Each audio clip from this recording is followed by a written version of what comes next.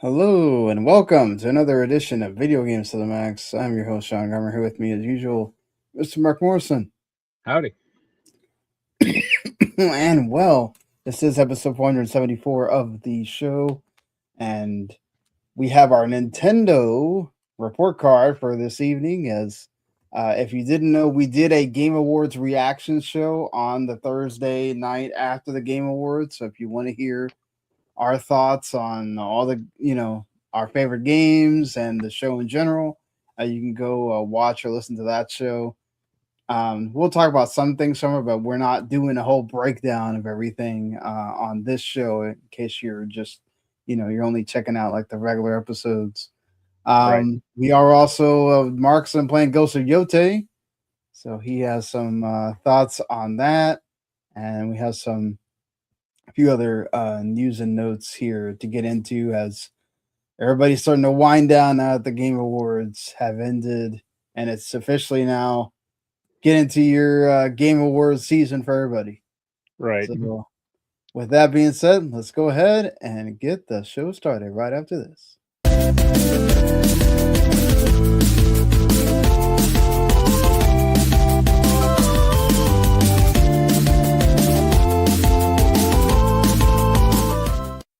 You are listening to Video Games to the Max.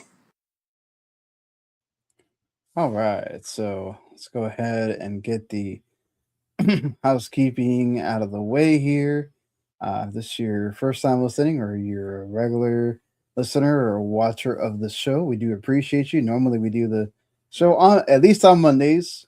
The schedule kind of varies based on my work schedule, but we're doing it live right now around 7:15. But sometimes at 9, sometimes at 6:30. But you know what's great is if you subscribe to the YouTube channel, W2 Network, and you ring that bell, all that stuff, you'll know when we do an episode, and you'll know when we're live, and it gives you a notification, and then you can just hit the button right there. And then of course you get that YouTube Premium, which for me keeps being such a great thing to have YouTube Premium. I think it's the streaming service that I use the most. Yeah. You can just have it on in the background like a podcast. Don't have to just have that thing there. But also we have other shows on the network, which is why you want to also subscribe. So if you like anime, you can go watch our Otaku Cafe folks. They are knee deep in the fall anime season as they're probably wrapping up things to do their best anime of the year, top 10 anime of the year, all that stuff that they do. And then also the Radisson Broadcasting folks, that they do a fantastic job with all the movies and entertainment stuff. They've been reviewing all the seasons of Stranger Things, as that final season is about to kick back up here and around Christmas again. And they've been reviewing all the latest movies that came out recently. So just last week they did the Five Nights at Freddy's 2. They've done the Wicked for Good, Zootopia 2. So, if you're interested in any of those, you could definitely go check them out too. So, but all right, let's go ahead and get talking about the games we're playing. I haven't really gotten to play much this week. I got a code for Unbeatable. I had all the plans to get home last night and start playing, and then got home like too late. It was like at Yeah. 2 in the morning, and I was like, I do not feel like sitting up for this right now. And then, of course, because it's a rhythm game where you have to have the music on, I cannot play that while I'm doing something else. Right. Um, because I have to have the headphones on. It's not like another game where I can just have, okay, I can play it while the sound's off and whatever. But this is a particular game where I have to have the sound on, and it's cool because another game that I really loved from this year. Oh my god, I can't believe I forgot to put it in the. There you go. See what happens when stuff comes out in January and you totally forget about it. I forgot about Rift of the Necrodancer from my game of the year for the Outer Haven. But I'm sure I probably wouldn't have gotten in the whatever top 15 or whatever it is that they do on the site anyway, so it would have been in vain.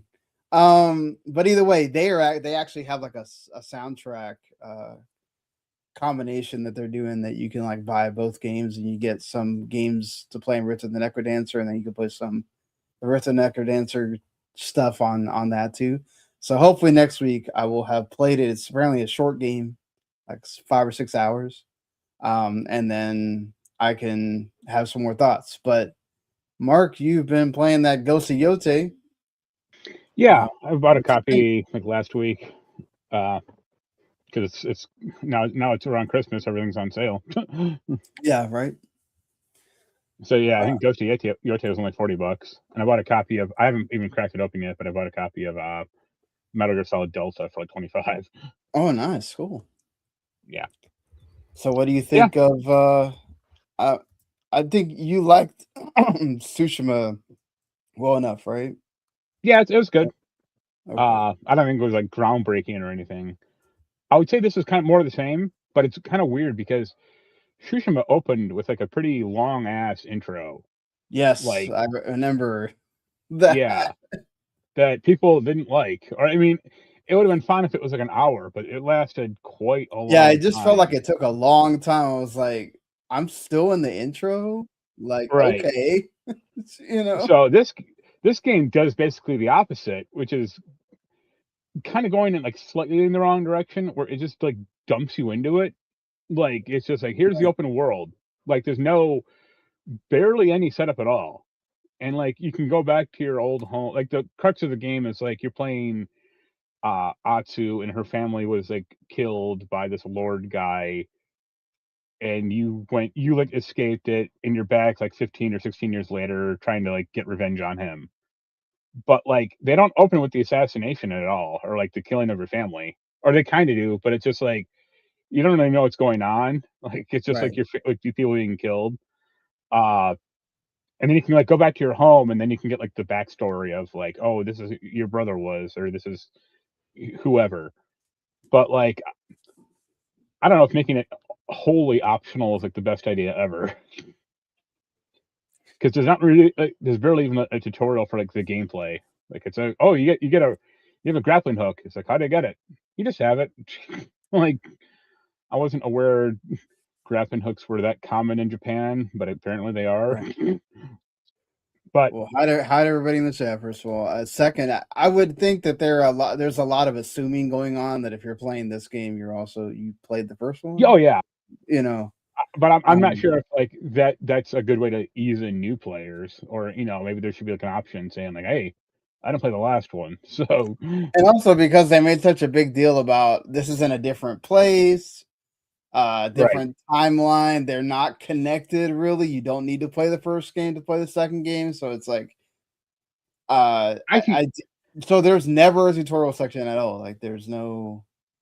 When you get a new weapon, there is, and there's like a very light tutorial, like for like the flashback stuff. Like you have like a training, like a sparring match with like your little brother, and it's like, oh, this is how you block, or this is how you do stuff. But like it's pretty optional. Like you could just not do it, and the game never tells you like, hey, go do this. Right. They had to dumb down or kind of. So the thing in the last game, they had that standoff thing. You could like approach a group of enemies, and you'd have like a duel against one, and like basically insta kill them, and you can keep doing that, upgrading that for like 4 or 5 times. They nerfed that to hell. You can only do it twice now, because they probably realize like, hey, everyone just does this and kills like 5 guys at once, and then take out the rest real quick. But I'm enjoying it. It's more the same kind of checkpoint, like check mark off a map stuff for like, hey, here's a wolf den, which increases your wolf relationships for some reason, or here's a an upgrade for like your health, or to a point for like your abilities, stuff like that. But it's all this like clearing things off a map and doing these like same 6 or 7 activities over and over. Well, I heard the HUD is not as cluttered, right? Like it's not. They make you feel like you don't have to go to all the little icons and stuff, or is it still there? Not as much. And like I said, it's so optional, and it's not even like story based, because you can kind of you kill one, It's a gang called the Yotei 6, and they're like responsible for killing your family. And you kill one at the start, and that is a little tutorial-ish in nature, I guess. But Right. all the other 4 or 5, they're just like, hey, do them whenever you want. It's not like a set path. It's not like an Assassin's Creed game or something where it's more linear story based. It's just like, hey, here's an open map. Go, have at it. Whatever you want to do, go ahead. Yeah, well, that's good at least, so it doesn't, yeah, you feel like you have more. I heard that was I mean, I didn't get to experience that much of Tsushima to be able to say that for me it was an issue, but I do know it was an issue for quite a few of it feels like you're just kind of following the path. You don't have a lot of options to kind of do whatever you want. Right. Um, except for the bunch of the side stuff, that Yeah, and I imagine. Well, I do imagine that the last boss guy will be like this. Like you have to beat all 4 of the rest of the guys to like face him or whatever. But I'm not there yet, and it probably won't be there for a while. I will actually say, and this is odd to say, and maybe I just haven't seen like a big city or like really anything impressive, but like I think Tsushima actually looked better, like from a design perspective, or it just looked like more ornate or more like regal. right. Because at least where I am in this game right in Yotei, it's all just like crappy camps and like small settlements and stuff like that. Like there's no like impressive capital city or anything like that. But there might be down the line. Who knows? Yeah, you still got a long ways to go there for that. So Right. yeah. And the other fun thing, I haven't even set it up yet, but I'll show it to you. I got this. What is that? That's my Analogue 3D. Oh, okay, yeah, you did tell me you were gonna get that. Yep. Sweet. Yeah, I got the Clair one. Oh, cool. So for Yeah. that plays the 64 games, Yeah. right? It has a little slot right here for him. Yeah, I ordered it like last Wednesday, and they shipped. It took a few days to ship it, but I think they shipped it out Saturday, or like maybe like Friday night, and I got it today. So that's really cool. Hey, good for them that they're getting that stuff out fast. I mean, is there anything that like you can play all the games, or is there any that are like prevented? No, you can On play all of them. Okay. Yeah, I think it has. They state like full 100% like backward compatibility. The big issue that they had when it launched a month ago was like it didn't have EverDrive support correctly. But the guy who makes the EverDrive like fixed it, so that's Oh, cool. nice. And like the big thing I'm curious about, like there's an overclocking mode in this with this thing, so games can like run better or run faster. So that should be real nice because certain N64 games didn't run that well.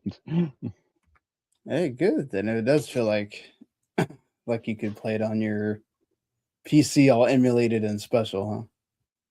Yeah, I mean, I don't think emulators do it like as well as this thing, but I'm not. Maybe there's one or two, but like Perfect Dark doesn't need to run like ass anymore like it used to. There's like one weapon in Perfect Dark. I don't know the name of it, but it was like the alien Gatling gun, where like the whole barrel would like spin, and it's like if you got that thing going, the frame rate would drop to like single digits Wow. because the game just like could not handle it. And it's like why'd you put it in here in the first place? Like Yeah. but You would. yeah, I just got it, and then I haven't even uh like turned it on yet. I was just getting everything ready, and then we have to do this. So, but I'll have more thoughts on it next week. And Fair enough. Ian's got one also. I think he got the orange fire one, but he hasn't got. I think he gets his tomorrow. Okay. There you go. Okay, so, but I'm assuming it doesn't have like online Oh no! play This and is a all. strict Yeah. N64 Okay. like clone console or Yeah. So But everything you do has to be, yeah, local or whatever. yep, But hey, at least if you go visit Jens or Jens goes to visit you, you can yeah. play there. Yeah, I played some GoldenEye, Mario Kart 64. There you go. All right, been playing anything else? We got a little further in Cosmic Invasion. Like we unlocked like the Silver Surfer, and I think he's like the last character to unlock. But that's been about it. All right. Well, I guess we'll go ahead and get into the news then. Although there's not that much of it because most of it is from the Game Awards, really. And like I said, we already did an episode on that. So, and it was only about an hour. So, like I said, y'all can go check that out too if you really want to hear. Although I'm sure everybody and their mom has talked about the Game Awards at this point. So, it is what it is with that. The kind of big news that did come out today is that Marathon announced that they will release in March 2026. And they still were going to release for $40. There was thoughts for a while that maybe they would just Sony would just put it out free to play and try to recoup people that way with monetization and whatnot. But they have kept steadfast about this will be $40. Of course, this will also be multi-platform. So it's going to be on PC and Xbox and PS5. There's also going to be battle passes, but they will not expire. So you don't have to feel like you're going to miss out if you don't go and play immediately. Right. But, I mean, what do you think from what they show? I mean, they have like a 20-minute video doc that you can go watch. I could not watch this before we started doing the show, unfortunately. But I mean, I what did you could think have from? watched it. I just don't care. My two thoughts is it's releasing at the same exact price as Concord did. Look how well that went. I mean, And we don't not every game. I mean, I saw people comparing that the one that got announced at the Game Awards, High Guard as Concordish as well. It's like, guys, we don't have to compare everything to that game. I That mean, we was do, and it's an arena hero-based shooter, or like. I guess, but it's just like I don't know. It feels like we're just that's the go-to with that. And it's I don't know. And also, I saw someone. I don't know if you follow him on YouTube or anything, but MVG Modern Vintage Gamer. Sorry, he talked about the trailer. He's like, I never understood the hate this game got. It looks good, and I'm checking it out, and I'll check it out. And my response to him was, like, the problem with this game is it's preying on the nostalgia of like a beloved niche, but single player story based FPS, and this is some like nightmare fuel extraction shooter that no one wanted or cares about, except for. Well, and then also it's like the first beta wasn't very good. Right, and also like they stole the the UI from that guy or a bunch of like art assets from that guy, and which to be fair, they did resolve that, and right, the person has come out and said that they are fine with that, with how it was resolved. But yeah, there's no one at Bungie, especially like the old guard, if anyone's actually still like left from like the old Marathon games, who's like championing this thing, and yeah, who wants it? I mean, the thing is, like, for one, it has to come out at this point. They spent a lot of money. Bungie has to recoup something, right, for Sony because look, Destiny 2 is still doing all right, and supposedly Destiny 3 is very early into development and all that, but they have been working on this game for a while. Sony may not be putting about a bunch of marketing muscle behind it, but they've got to put this out. They don't really have an option. Right. And they're kind of hoping that the wave that Arc Raiders is on right now, or people are kind of, and the fact that Escape from Tarkov is out on 1.0, that people are kind of continuing to be excited about extraction shooters by the time we get to March. And then they will give Marathon a go here on this. So I don't know. Maybe it'll work this time. They are going to do like another sort of test here for folks. So we'll probably get the chatter pretty quickly. I think the other thing is like they may expect it or they may want that, but I think games like Tarkov or Arc Raiders, they get so much more good feeling about them because that's an organic buildup Right. of players like having good feelings about it, good or bad. I mean, Arc Raiders is a fun Tarkov, game. There's proximity chat as well, yeah, which Marathon does not have. Arc Raiders is very PvE based. Marathon is more PvP based. right. So at least the beta was, which left people with a sour taste as well. I don't know if this is enough time to fix a lot of the issues that people seemingly have with the game with the beta at first. So that's my worry, is that are Sony just saying, because now it's interesting, because I do remember when we were talking about Soros at the Game Award for the Game Awards show, I said this had a release date before, like I know it did, and then I looked it up and it's like, oh, it was supposed to be released in March, and then all of a sudden it's like, oh, they pushed Soros back so they could release this in March, and then it feels like, oh, we don't have to dwell that long on, very similar to how they did with Concord and Astrobot, where we didn't dwell that long on Concord because immediately Astrobot came out, and then we were all focused on that. So it seems like they have a plan in place, and Sony also kind of has like a backup of, well, if this sucks, at least we have another game to come out pretty quick to hopefully get everybody's attention. Right. Which, no, not great for Bungie, but I guess fine for Sony. Isn't that what they did with Concord and Astrobot? Yeah, I just said that. Yeah. Okay. Yeah. Sorry, but they literally had Astrobot come out the day that they shut Concord down. Yeah. So we'll see. I mean, I might say, stop with this crap. Like, I know you have these great plans for this Horizon bullshit, but they're not going to. They're not going to. We just saw it with 4Loop. Right. With the Bad Robot game. They are going to keep going until they have another Helldivers. Helldivers is another good example of what I was talking about. Like, that was a very organic buildup of groundswell of support, and it's not like the most innovative gameplay, or it's not like the best game ever, but like it just, people got into it and they got their friends into it, and that helped. But the fact to keep forcing this stuff on people, people don't like, the gaming audience doesn't like that. Right. Definitely not. I mean, and we saw it again with High Guard. Yeah, it just comes across like, oh man, right? Why are we doing this? I think there was a lot of that chatter as well with 4Loop, because it's like, look, like some people have tried with Left 4 Dead stuff and it hasn't worked. Right.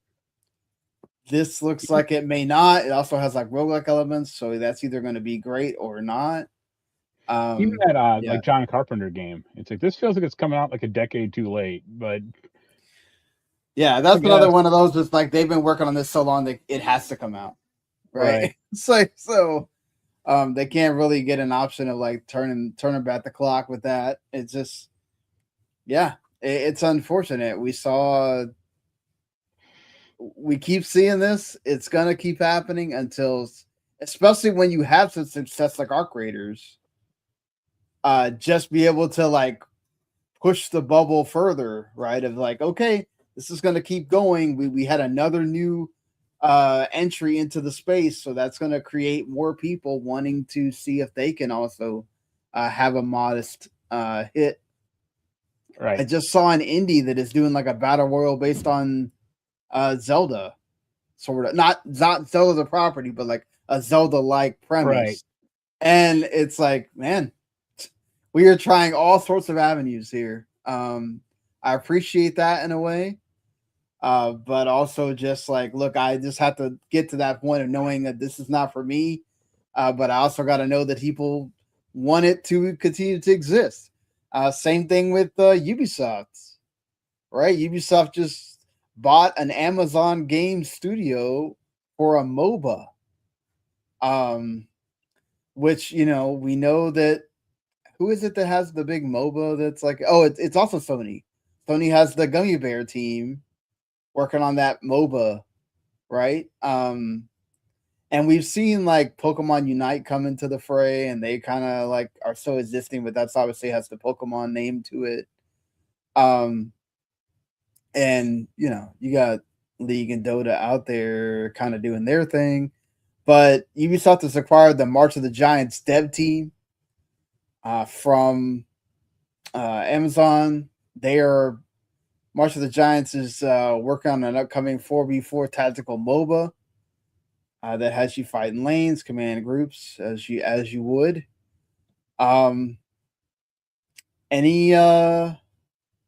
We know how much Ubisoft loves their multiplayer stuff. They're having all these service games. Right. Any chance of this being another hit for them? No.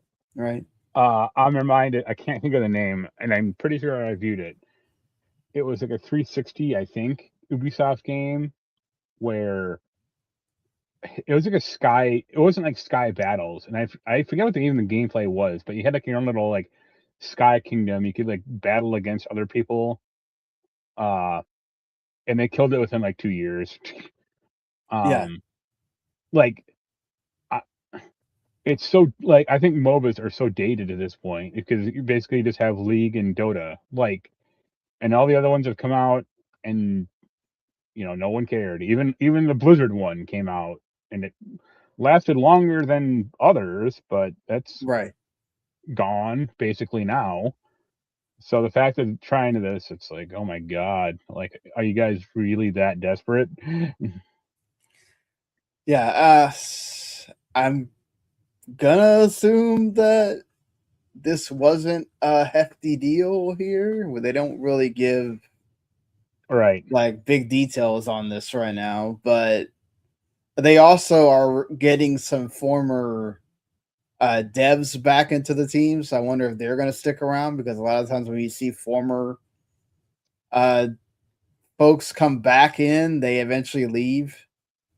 Yeah. So, they're having former creative director Rainbow Six Siege Xavier Marquis is coming back after 7 years of being gone from Ubisoft. Alex Parisu is also coming back. He used to be the managing director of Ubisoft Toronto.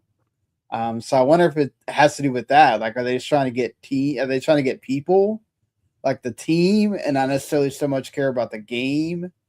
Like, that is an interesting thought. Right. On Plus, that. like that guy, he just came back to Splinter Cell. So. Right, that too.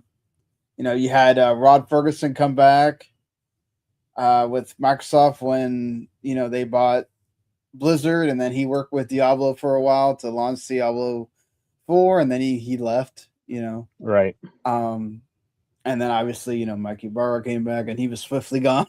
So that is what it is on that. We know his history with he seems to not like anybody there really, but right. That speaking of the former Ubisoft devs,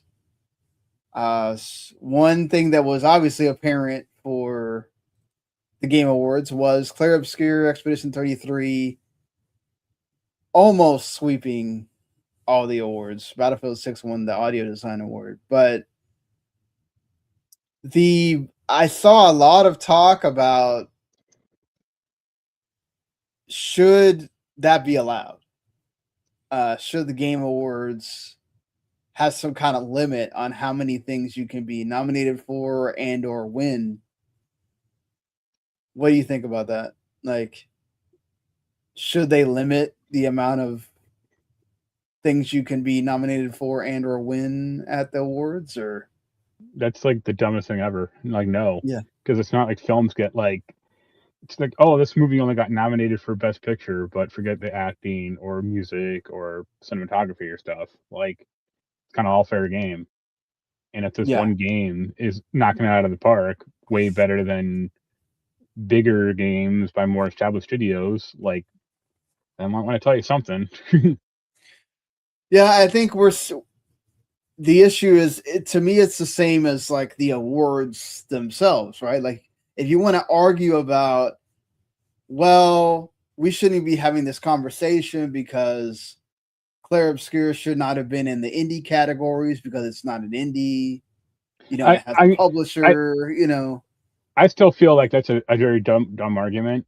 Like, Right. especially compared to Hades 2 and Hollow Knight 2, basically. Like, those are sequels to already established and popular games. But they still don't have publishers.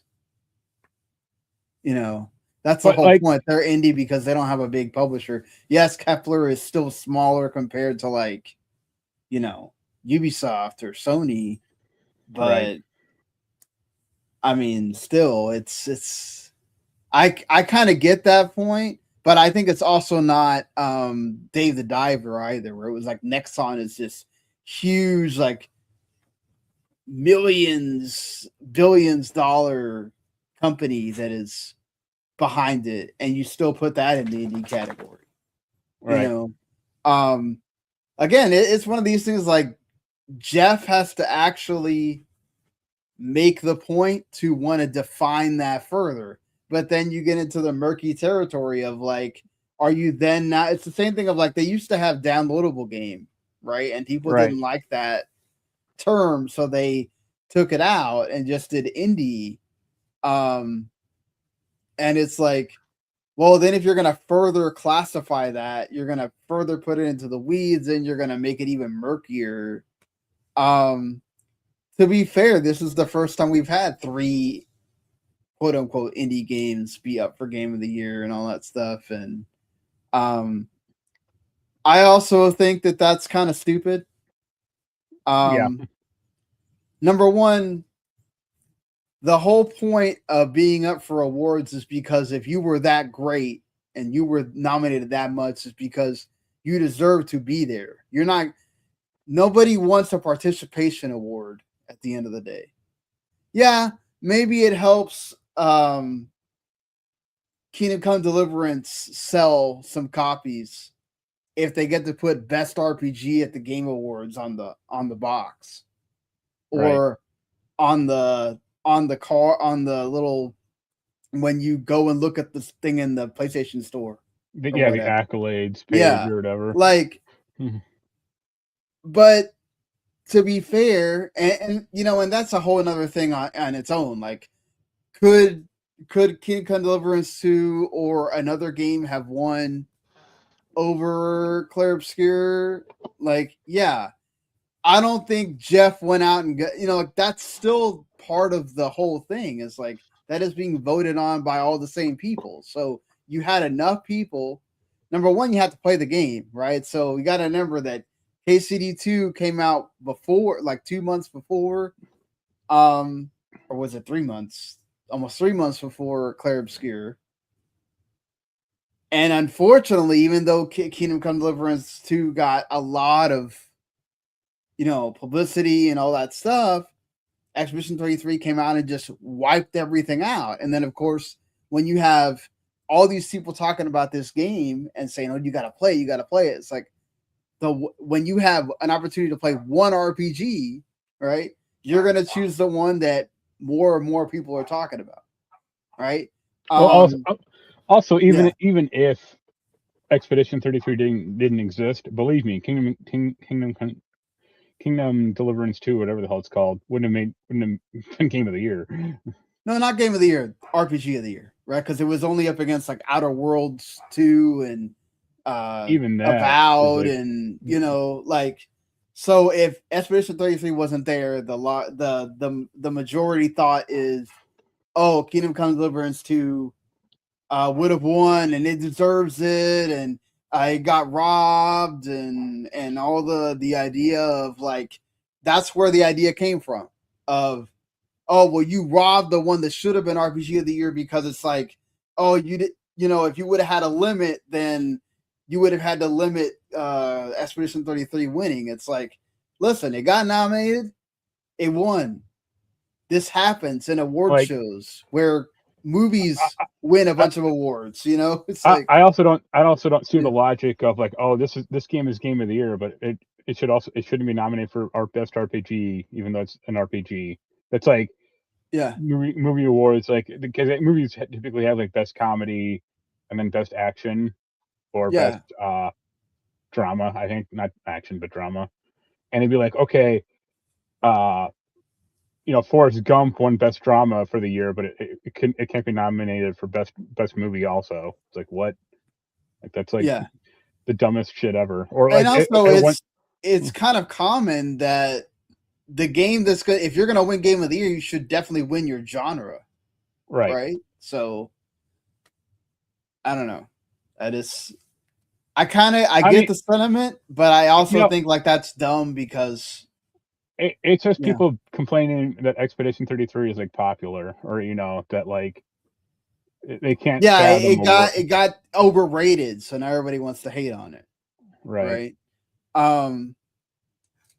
And that's kind of understandable from a certain perspective of like you get tired of hearing about a game over and over. Yeah. And you don't want that. But hey, look, man, it's the same thing with Last of Us 2. It doesn't mean The Last of Us 2 wasn't great because you got tired of it, or got tired of hearing about it, or got tired of people praising it, or whatever. That's unfortunately that's what award season is.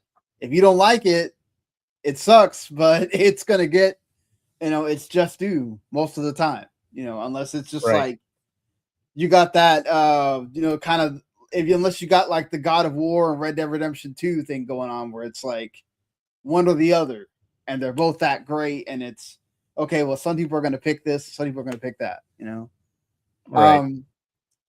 Another thought that I also saw a lot coming out of it was Highguard is only getting all this crap because it was done as the One More Thing. Do you think that's true? Or if they had done it in the middle of the show, nobody would really be talking about it. I would say that's actually pretty true. Yeah. Because if they did it in the middle of the show, it would have been completely forgotten.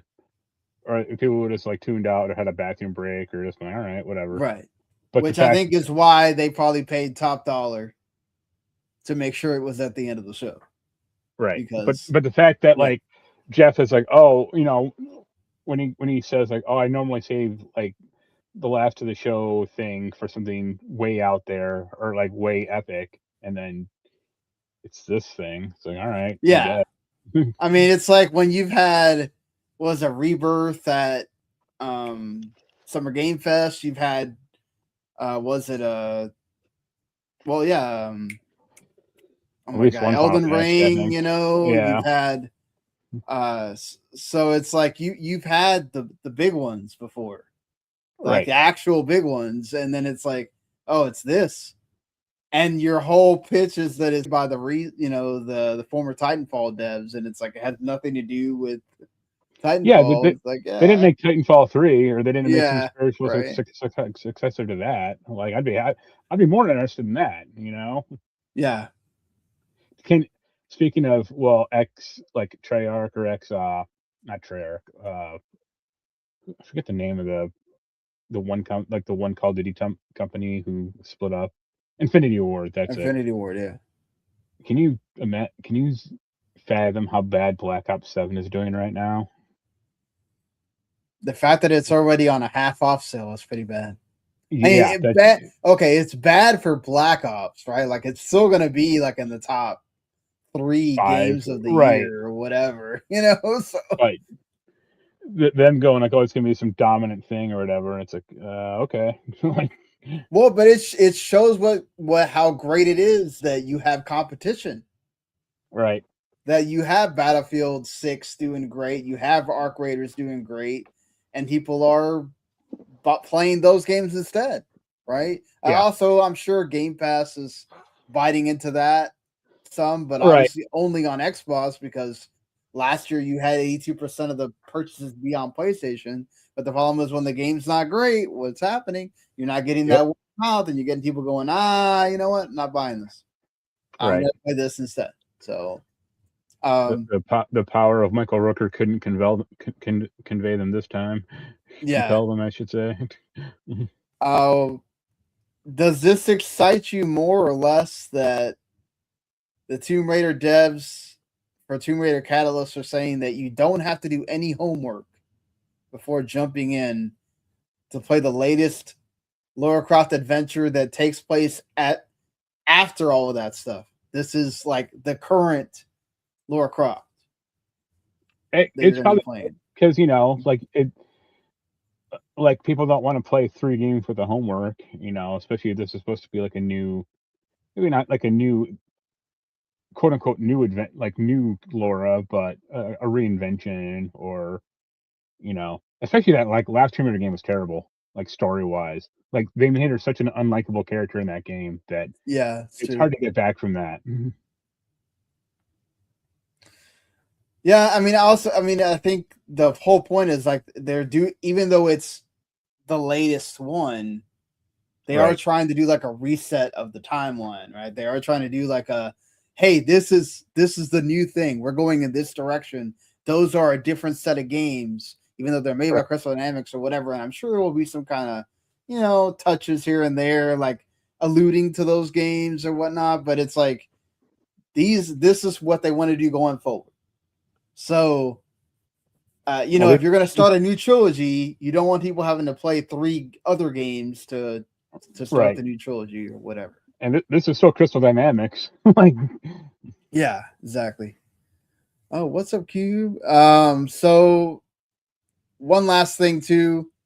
There was an interview with Automaton for Resident Evil Requiem director, Mr. Nakanishi. He said that we talked about like how are they going to do this with Leon and Grace Ashcroft, and he said it himself that in terms of gameplay, Grace and Leon's playable sections are almost equally split, with the structure being similar to Resident Evil Revelations.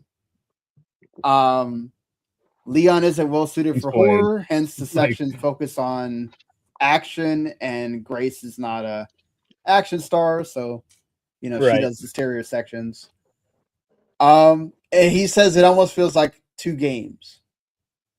Yeah. Does that worry you, or are you okay with that? Like I said, like once they introduce like Leon, it's like, yeah, this is exactly what they're gonna do. Like Grace will be like not the damsel in distress per se, but like survival horror / investigation, and then he'll be the one that's like blowing zombies up and shit like that.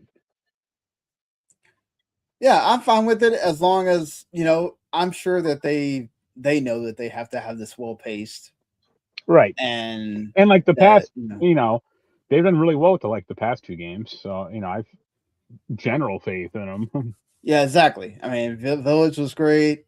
I liked Village more than 7. There's people that like 7 a lot more than Village. So I didn't play 7, but I really like Village. So, but really, the big question you got to ask is when are they going to reintroduce Resident Evil 6's Jake Mueller? Everyone's favorite Resident Evil character. Let's not. And supposedly also, according to that very famous Resident Evil leaker, Dusk Golem, he says that expect Code Veronica to come out in 2027, and it will get announced sometime next year, and then the Zero remake will come after that. Yeah, that's what I'd do. Or it follows a better timeline.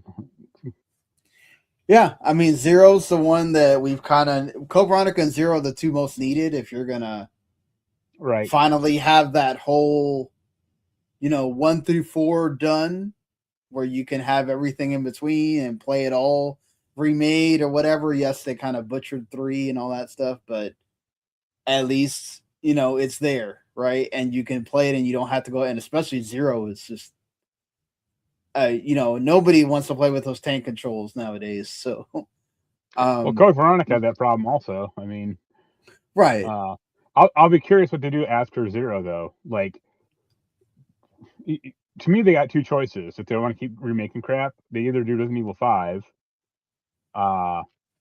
which you could argue is still new enough, maybe, but I mean, it could.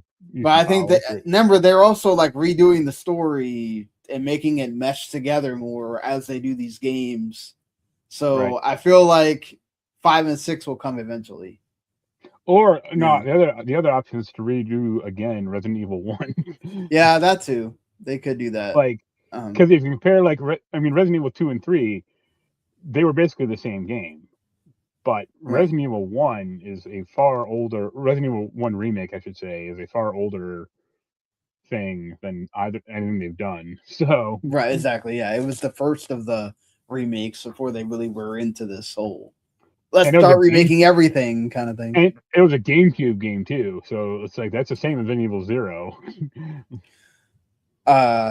Also, just thought I'd throw it out there. They just announced that Hollow Knight Silksong has sold 7 million copies alongside people playing on Game Pass. So pretty What a great for small Hollow Knight. indie game. Yeah. Yeah. I don't remember what the last number was for Hades, but I remember they got up to like, was it 5.5 million for Expedition 33? So Yeah, hey, it's probably up there, you know. indies keep doing pretty great. Right. So that's always good to hear. That's kind of it for the news. So I guess we can go ahead and do our Nintendo report card here. As a cat keeps trying to dominate me. Yeah, as the cat's like, hello. I said give me attention right now. Right. Gotta love cats. That's why I do not have mine in my room at all. Because you will never know when they are going to jump on you or grab your attention somehow. So mine pissed on my bed, and now I've been trying forever to get the damn smell out. Mine would never do that. He knows better. And I happened to be like changing the sheets, so it was like bare mattress, so not a. Oh yeah, even better. Yeah, that's called marking his territory. Yeah. Like, this is mine now. The dog just kind of looks at him like, "What are you doing, dude?" Right. They've gotten to the point where they are okay with coexisting with each other. Because she normally would get mad and like go after him and whatever and bite him, and then eventually it just became it's like, okay, he's there, whatever. Right. But yes, we need to talk about Nintendo here because it's kind of a weird year because the Switch 2 has been selling like hotcakes. Obviously helps that you're the only new console around, as the PS5 and Xbox are, almost at the 6-year-old mark. Right. And then, you got that Wii successor, the next Playground, doing its thing. Outsold Xbox and everything.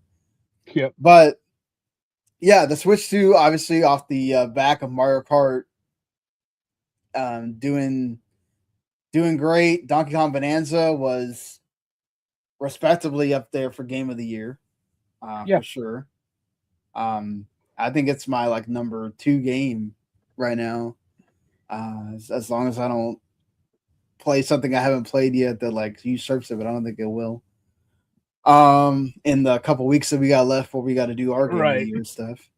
So I think from that perspective, like, okay, I think, but Mario Kart's a bit disappointing as far as like what it does, but it's going to sell as people continue to buy the Switch 2s, and I don't think we have to worry so much about that. And then also, it's been shown that they will do they will do extra content for Mario Kart World at some point, right? Like that's just a matter of when, not if. You had Donkey Kong, but then it's like, as far as sales goes, obviously Pokemon ZA doing great, right? The last time we got any kind of update, I think they were at 6 million within like the first week. I'm sure it's blowing out of the water by now past that. Those were always going to sell, but it feels like ZA, very much like with the game that just released about a week and a half ago, Metroid Prime 4 Beyond, where it's like, okay, this is a bit disappointing. Right. It's not what we obviously it helps. Doesn't help that they're both Switch 1 games also. Right. So I think you couldn't take advantage as much of what the Switch 2 would be able to do because they also had to work on the Switch 1. I know you played either game, but what's your kind of like take, I guess, overall of Nintendo's year, like looking at? I think like Donkey Kong was a very good and new step for them. Like it's pretty innovative. The problem is their other games aren't picking up that slack. Or like Pokemon ZA is just like, all right, another one of these, and people don't seem especially happy with it. Prime 4 is like, okay, I mean the game was in development for so long, but it's like this feels dated, and like they could have worked around it a little, but like just the fact that like you still have like a silent protagonist, or it's like, why are we still doing this shit? Like you can understand it better, and like when Metroid is on the NES, like they couldn't do voice acting, but it's like, yo, this is 2025, like, And not only that, but you also have like the annoying, the helpers, or the helper characters that nobody seems to like. I don't care about them, but the fact that she just like stonewalls them, or she's just like silent, right? It's like, no this reaction. Is really weird. Yeah. And even Mario Kart World, like what they have the open world concept, and it's like, okay, that's really neat and new, but you guys try to fill it with stuff for people to do. Yeah, it was almost like they threw it in at the not that they did it at the last minute, but almost like, kind of like they didn't have time to fully flesh the thing out, so they kind of just said, okay, we're gonna do what we can do to get this running, and then let's go. Yeah. So like I think like that's their design philosophy is kind of getting more and more outdated, like slowly but surely, except for like the one game they really want to like work on, which was this year with Donkey Kong, which, hey, worked out for them, I think. But that's because it feels like Donkey Kong had its Breath of the Wild moment, right, or Mario Odyssey moment where they truly got to go outside the box. Yeah, that's what I mean, though, when like they're making something new, or they're really creating something. Like it's not Kirby Air Raiders or Racers, or the hell that thing's called. Air Riders, Rider, yeah. It's like, who cares? Like, and the fact they like put Kirby out again, it's like, oh, we had added a few more levels for like the old Kirby game. It's like, great, I guess. Yeah, that's another thing that was disappointing to me too, is a lot of the stuff that now I've been told that the content for that is pretty decent, but the fact is that all your new stuff, right? That you promoted is not, like, a lot of the new content feels like absolute filler. Yeah. It's not something that I need to pay $20 for. Right. Or even like the stuff in like Zelda. It's like, oh, we had a GPS support. It's like, oh, okay. Yeah, I mean, but that's fine because you technically could get that for free if you are a Switch Online, and their Switch Online thing is so cheap that it's almost kind of like, why not? Right. But that's my issue mainly, is like the Mario Party stuff just kind of felt like, why, Right. the you mentioned the stuff for Kirby, but there was also another game that was kind of like, also why, and it's just like all this Switch 2 edition stuff that they do just doesn't feel special. Right. It just feels like a total cash grab. And look, this game is the Switch 2's had enough with the big indies like Hollow Knight, Silksong, Hades 2 coming, and then their own stuff, even Hyrule Warriors Age of Imprisonment seem to get more positive reviews than negative. Yeah. that it's been fine, but it definitely doesn't feel like that 2017 when the Switch came out. No. Right? Yeah. Where it's like you had the double bangers of Breath of the Wild and Odyssey. You had, Arms, which was new, even though most people didn't like it. You had Xenoblade 2, which wound up doing really well. And yeah, I mean, you have a Pokemon game here that didn't you have Let's Go Pikachu?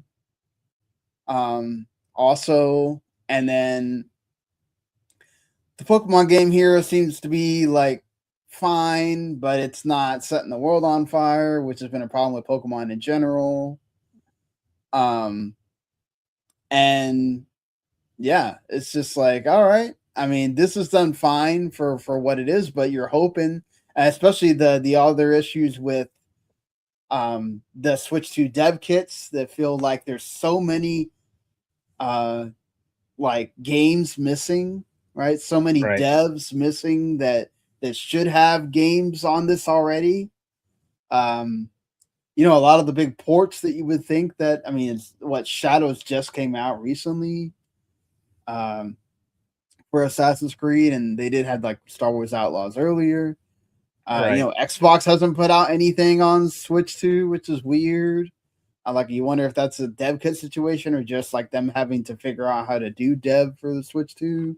Like, it just feels like a lot of the indies are missing. Like, this is not, I mean, Steam is eating its lunch right now with the indies. Yeah, Right. it feels like, and they're just kind of telling them, oh, hey, just put it on Switch 1 and it'll work backwards compatible, which that's great in its own way. But, new system, people want to be able to play all the, new games. That's what's kept me from not buying a bunch of games for it, because right now it feels like, well, I could just get it on Steam or get it Right. on the other consoles, right? And if I wanted to play it on my Switch 1, I would have just done that on Switch 1. But I think also it's just I don't know if it's Nintendo deciding that on their own, or if it's just that it is a problem for them with the Switch 2 dev kits. But that's, hopefully it's something that they resolve next year. But it certainly feels like it just kind of, it's going to sell because it's Nintendo. I think that's not an issue at all on that front. But maybe next year for sure we'll start, and we'll get to that towards the end of what is coming for them as far as next year. The other part of Nintendo now is the other media, right? Super Mario Galaxy movie is coming. You got the Legend of Zelda movie that's shooting. Right. Are you excited for either one of these, or? I guess I'd actually say I'm more excited for the Zelda movie personally. I guess we'll see how the Mario movie like kind of works out, but I kind of expect. I know what that'll be, but like a live action Zelda will seem more interesting. They do it right. Yeah, I agree with you. Just because it's new, right? We know what Right. Mario is at this point. Yeah. Like, and even the trailer that we saw at the Game Awards is like, okay, this is more of that, which is Right. why I think I'm going to comfortably say that it's not going to surpass what the first Mario movie did at the box office, or do you think it will? It might. I mean, the Sonic movies I think kind of got more and more profitable.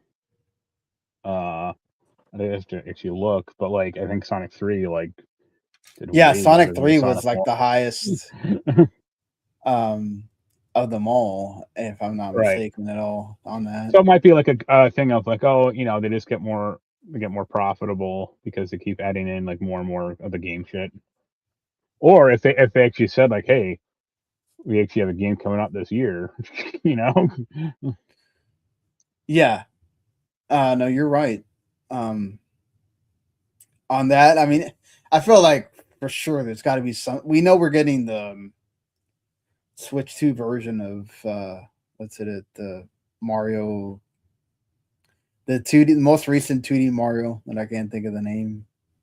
Brothership No, not that or one. Wonder. Wonder, exactly. Mario Wonder. So yeah, but I feel like we cannot go through 2026 without 3D Mario announcement. It doesn't have to come out in 2026, but Right. it's got to get announced, right? Like you're gonna go 2 whole years without Mario, 3D Mario. Right. Yeah, I just looked it up. Sonic 1 made 320 million. Sonic 2 made about 400 million. And then Sonic 3 made just under 500 million. All right, so they've been incrementally. Yeah. But I mean, like, with the Super Mario movie did 1.36 billion. Right. Like that's doubling what those movies Sonic, yeah. did. So I mean, that's a lot. That's a lot. Could they knock it out of the park with having all the extra characters and stuff like that? I hope so, because there was a lot of people that didn't like that movie actually, or they thought it was too childish or whatever. And there was also the nuance of like I think a lot of people went and saw it multiple times. I know I did because of the whole. It's like, oh, this is what we want video game movies to be. Like this is the when you Right. talk about love of the franchise and look how many odes to all the Mario games there are and all that stuff, and it's like, yes, we want this to be awesome, so let's make let's make the sales awesome so that they keep doing this. Maybe there is another go around with that for number 2. If it is great, the money will reflect that, as we saw with like Zootopia 2. People have been waiting so long for that. It was a really good movie, and it's done well at the box office too. So and I loved it. I really liked it. So I have faith in it. I just wonder, is there the chance that it doesn't do what the first movie did? Even then, No. doing like 800 million is still not bad, right? Like, just look at how many people just saw, that Friday or the Five Nights at Freddy's movie. Like quality doesn't matter. So yeah, or a Minecraft movie even. Like it's right. not like that movie was awesome. It's just people enjoyed it, right? Because they love the franchise or whatever. And they made a huge deal about it at the theaters when people went.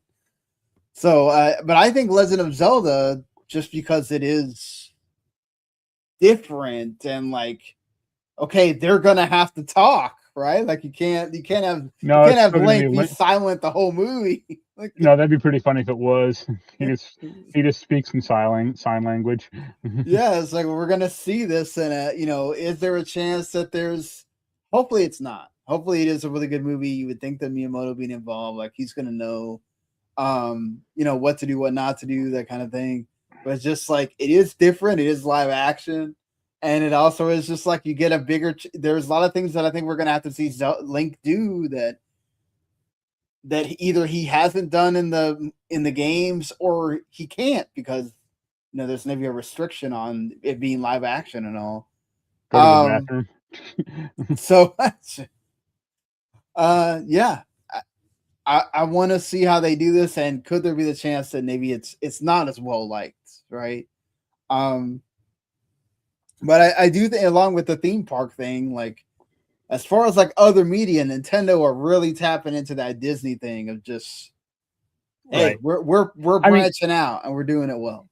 Here's the thing: they kind of are the modern Disney because, like, if you look at like the old established Disney characters, like when is the last time there was a Mickey Mouse movie?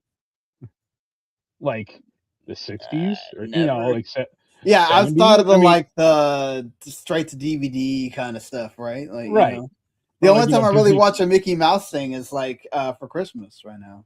Yeah, Christmas Carol, and that was like 80. I think like early 80s, maybe, or like mid 80s, but still, like they're not like it's the same problem as like Looney Tunes, kind of, but it's like the like Mickey and Bugs Bunny and shit are part of like the pop culture, but they're so ingrained that you just can't like make a new Bugs Bunny movie necessarily. Well, and then that's the problem with them too, is like they can't even they don't want to do animated movies of their properties anymore.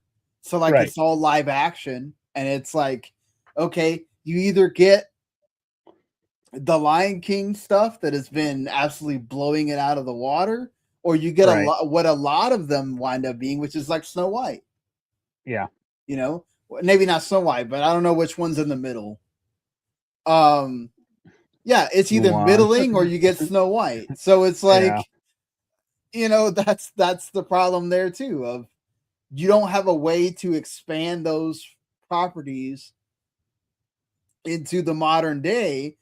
So thankfully for them, they do have this repertoire of new that has kind of like, you know, come out for them, like Zootopia and Frozen. And even though it's taken so long for them to make Frozen 3 that it feels like Frozen's kind of on the back burner as well, you know.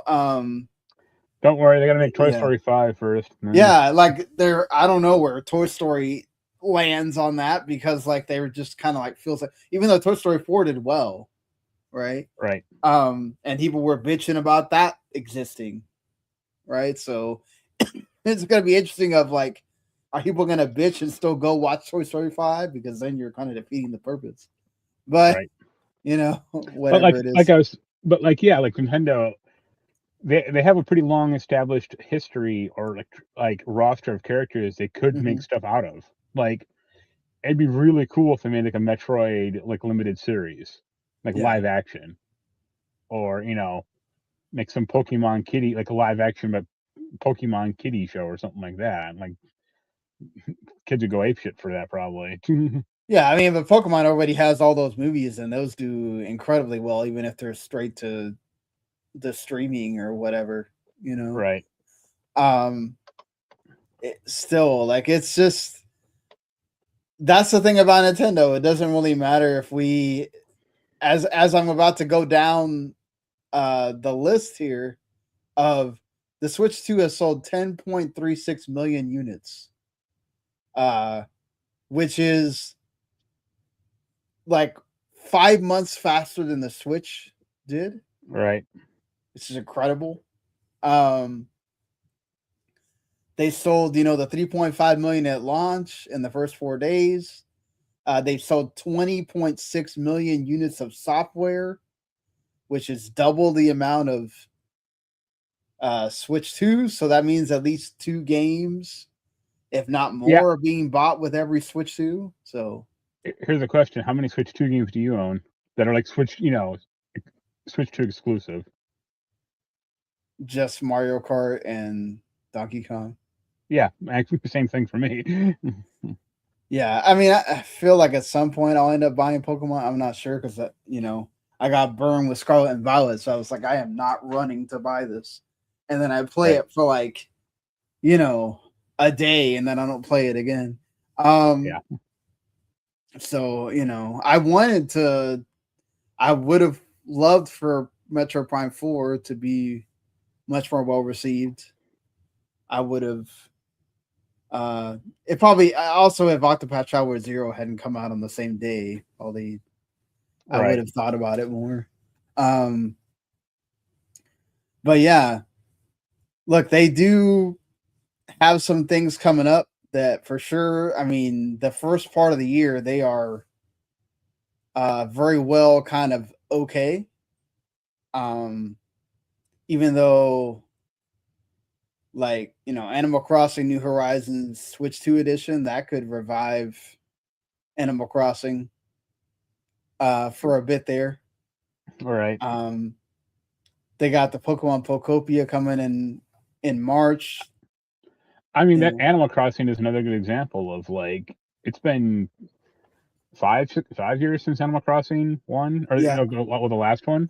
It's like, by the time that comes out, it'll be close to 6. But yeah, it's like, what are you guys doing? Like, why isn't there a new one of these? You know, like, I'd imagine they're working on it, but I don't fault them for trying to like keep this going. But also, like, remember they killed really doing updates for it like really quick. It felt right. like. So that again lends further credence to, like, what are you guys been doing? Because it's like, this isn't like No Man's Sky. You're not been updating this game every year for the past 5 years, a whole bunch of really new shit. It's like you put out Right. like 1 or 2 updates, and that's about it. And it's like, okay, I guess. Yeah. I mean, but they do have that. They also have a lot of Mario Tennis Fever also coming in February. And then they have the Rhythm Heaven game and the Tomodachi Life game at some point. That'll be that like Rhythm Heaven. That'll be good. Yeah, I'm sure Tomodachi Life will do great numbers in Japan, as it usually Right. does. And then they got some good third party support, at least for the beginning of the year, for some major games like Dragon Quest, Resident Evil, Requiem, remake is getting its port over, and Dragon Quest 7 Reimagined, all that stuff. So, it seems to be. It looks like it's going to be picking it up, but we'll have to see when we get that first Nintendo Direct in February at some point. Right. What they show and what gets announced. But what would you give Nintendo as far as the year? I'd probably say C plus. Wow, C plus. Okay. Like, and I would say most of that is just because of Donkey Kong. Like, if it wasn't for that, you're looking at a C minus or D. Like, Yeah. the one thing they do have going for them is that, like, at least you can buy now. You can at least buy a Switch 2 console in a store. Like, I mean, to be fair, like you could at launch as well, for the most part, and then you could during the holiday season as well. It's like people didn't have a problem buying them if they wanted them, right? It felt like, yeah, but like even the Switch 2 at launch, like I mean, I got screwed over a bunch. We're trying to pre-order it, and then also yeah, like I kept saying like, oh, I still haven't even found one in a store. It took like 3 months for me to like see one in like a Walmart or something like that. right. So I mean, that's it. I mean, like their stock seems to be doing a lot better, like as far as having actual like consoles to find, or compare that to like, the Switch One, where it's basically impossible to find for like 2 years. Yeah. I think definitely we talked about the lineup wasn't as strong, Right. so that affects it, right? For me, and they didn't have. You still had like some major ones, like you said, Donkey Kong. Right. Pokemon is still there. Metroid Prime and uh, the Hyrule Warriors also count, even though they're not as well received. I would I forgot. say, yeah. Go ahead. Sorry. I was gonna say I forgot that Hyrule Warriors game came out. Yeah, it came out on December 6th, and it was just kind of like, oh, it came out in that week where there's so much stuff. I mean, I'll put it to you this way: I was just at a Walmart today, grocery shopping, and I saw like Kirby Or Air November 6th. Riders, Sorry. Yeah. stuff like displays and stuff more than like that the Hyrule Warriors thing. Well, yeah, it is a spin-off, and it's mostly a Koei Tecmo joint with Nintendo providing their characters, So Right. Kirby Air Riders has all the merch and stuff that they want to sell. So, you do have that. It's weird. I want to say like B minus maybe, because look, as whether the games are critically enjoyed or not, they are so ridiculous. The Switch 2, I think, did way better than I think they had any kind of indicators for. Obviously, the launch year is always kind of like overdone because people get hyped up, Right. and they buy it. And then in that second year, that's where you really start seeing, okay, does this have legs or not? Yeah. And so like that's where they got to prove it is, how many games do you have lined up? How many of them are not like Switch 2 editions or remasters, or because like that's the one thing the Switch had that the Switch 2 is not going to have the luxury of. There was so many games on the Wii U that nobody played. that they were freshly new for a lot of people that were playing them for the first time on the Switch. Like you got the last one of those this year with Xenoblade Chronicles X Definitive Edition. And I don't think that they have anything left on the. There might be Yoshi's Woolly World and maybe one or two others that are like, we're talking about deep cuts that are left over there that we haven't gotten some kind of form on the Switch 1. So now it's like, okay, now we're talking about doing the Mario Galaxy 1 and 2 remaster. Like, are we talking about, what do we do? Like, when we finally, if we ever get the rumored Twilight Princess and whatchamacallit. Now that you got the GameCube Switch Online, will you get them? You know? Or that Metroid Prime 2 and 3 remaster. Yeah, exactly. Those two, will those come out? Especially with if Metroid Prime 4 Beyond doesn't do well, will they just kind of like slowly just keep those to the side and not people forget about them, it is one of those interesting things of like, you don't have this well of games. You are going to have to do a lot more new stuff. Not that they don't do that. They definitely do. And they have proven that they do. It just feels like, all right. I mean, are they going to start trying to do a lot more, like bring DS games and 3DS games like they did with the Bravely Default Flying Fairy and like remastering a lot of that to kind of build out the portfolio a bit, because there is going to get to that point where, yes, you have the NVIDIA, tech in those chips that allow you to have the DLSS and all that stuff, but we've already seen it already in the first year of the Switch do. There is graphical limitations with the system already. So you can only imagine as we get further along, especially, we don't really know how much more graphically intensive the PS6 and Xbox, whatever generation, are going to be. But when you get to that generation, it's the divide is going to be even more. So it is going to be interesting how long will they have big third-party support?